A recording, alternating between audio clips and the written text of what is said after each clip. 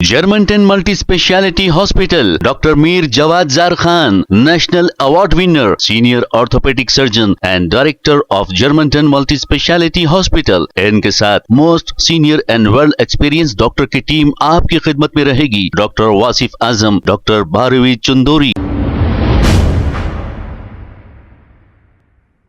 अस्सलाम वालेकुम नाज़रीन, 7H न्यूज़ में आपका इस्तकबाल है।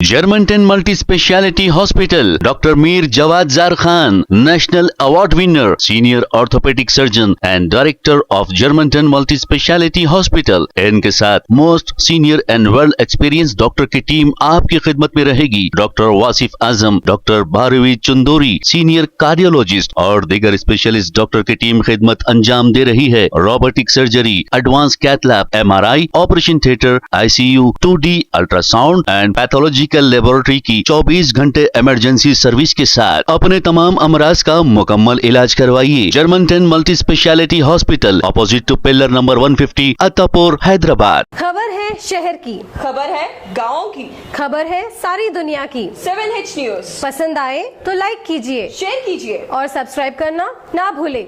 7H news.